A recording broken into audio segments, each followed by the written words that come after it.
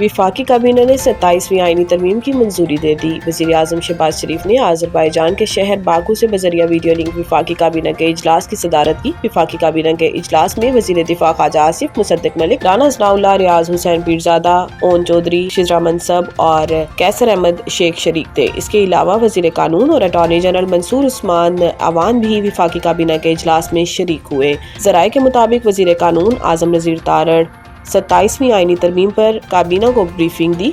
इजलास में peoples party की तजावीज़ का भी जायजा लिया गया। मुजवजा 27वीं तरमीम में कमांडर ऑफ डिफेंस फोर्सेस का ओहदा मुतारिफ करवाया जा रहा है। ये ओहदा चीफ ऑफ आर्मी स्टाफ के पास ही होगा। इसके अलावा वफाकी आईनी अदालत के कयाम, हाई कोर्ट के जजेस की मुश्तरका सीनियरिटी लिस्ट और सुप्रीम जुडिशल कमीशन को ये इख्तियार कि वो किसी जज की रजामंदी के बगैर हाई कोर्ट्स या इनके इलाकाई बेंचेस के दरमियान जजेस के तबादले का इख्तियार देने की शिकें 27वीं आईनी तरमीम का हिस्सा होगा। ज़राए का बताना है कि सेनेट का इजलास इतवार को भी जारी रहने का इम्कान है। सेनेट में आईनी तरमीम पर बहस की जाएगी। सेनेट की जानिब से आईनी तरमीम पीर को मंजूर किए जाने का इम्कान है। पीटीआई का आर्टिकल 243 से मुतल्लिक मुसवदा सामने आने तक कोई बातचीत न करने का ऐलान चेयरमैन पीटीआई बैरिस्टर गोहर ने वाज़ेह किया है कि जब आर्टिकल 243 से मुतल्लिक मुसवदा सामने आएगा तो ही बात करेंगे। बैरिस्टर गोहर ने कहा कि आर्टिकल 243 फोर्सेस से मुतल्लिक है। इससे पहले भी ये कुछ चीजें तरमीम के लिए लाए थे। इन्होंने कहा कि आइन में तरमीम इत्तेफाक राय से होनी चाहिए, ना कि अक्सरियत हो तो आप जो मर्जी फैसले करें। बैरिस्टर गोहर ने कहा कि आइन इसलिए अहम होता है क्योंकि ये पूरी कौम का डॉक्यूमेंट होता है। एनएफसी अवार्ड में गारंटी दी गई थी कि सूबों का हिस्सा साबका हिस्से से कम नहीं होगा। एनएफसी अवार्ड में गारंटी थी कि इससे विफाक कमजोर नहीं मजबूत होगा। इधर पीटीआई के असद कैसर का कहना था कि हुकूमत जो भी तरमीम या बिल लेकर आएगी तरीके इंसाफ इसको मुस्तरद कर देगी। इस पार्लियामेंट के पास कोई इख्तियार ही नहीं कि कोई कानून साजी कर सके।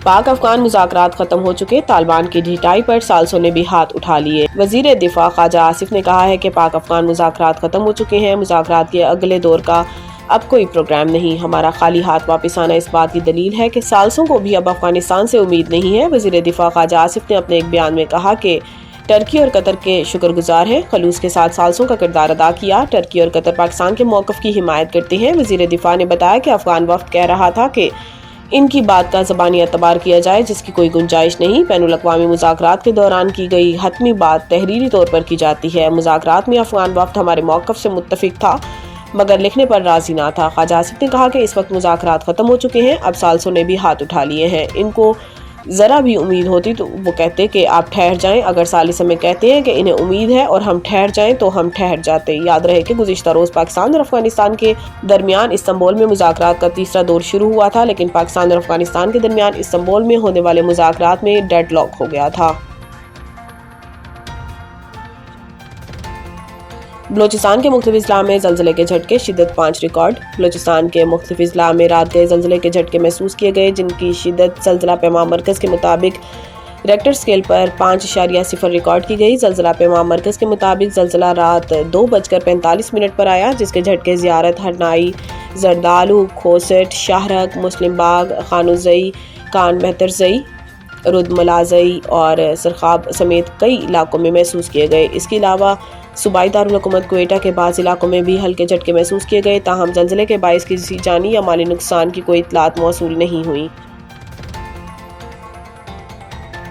बीमार अफराद के लिए हज करना ममनू करार, सऊदी हुकूमत ने सख्त पाबंदी आयद कर दी। वजारत मजहबी अमूर के मुताबिक आज़मीन हज और इन्हें सेहतमंदी का मेडिकल सर्टिफिकेट देने वाले खबरदार होशियार हो जाएं। सऊदी हुकूमत ने सख्त पाबंदी आयद कर दी। बीमार अफराद के लिए हज करना ममनू करार दे दिया गया।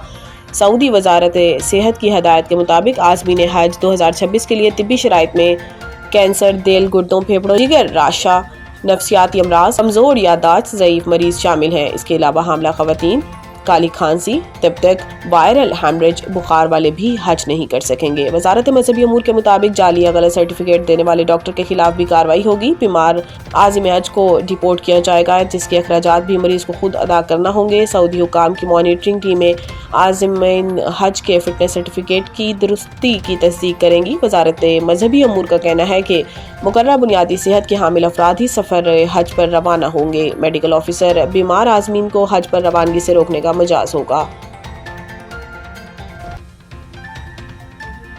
سری لنکا کا دورہ پاکستان کے لیے ون ڈے اور T20 اسکواڈز کا اعلان۔ سری لنکا کرکٹ نے دورہ پاکستان کے لیے اسکواڈز کا اعلان کیا ہے، جس میں پاکستان کے ساتھ 2 طرفہ ون ڈے سیریز کے علاوہ پاکستان اور زمبابوے کے خلاف سہ افریقی T20 سیریز بھی شامل ہے۔ سری لنکا کی ون ڈے اور T20 ٹیم کی قیادت جارتھ اسالنکا کریں گے۔ پاکستان اور سری لنکا کے درمیان آخری میچ ایشیا کپ 2025 کے سپر 4 میں کھیلا گیا تھا، جہاں پاکستان سری لنکا کو شکست دے کر فائنل میں پہنچا تھا۔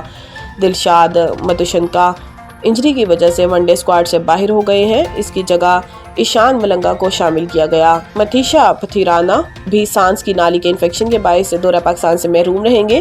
ازیتا فرنینڈو کو اس کے متبادل کے طور پر ٹیم میں شامل کیا گیا ہے۔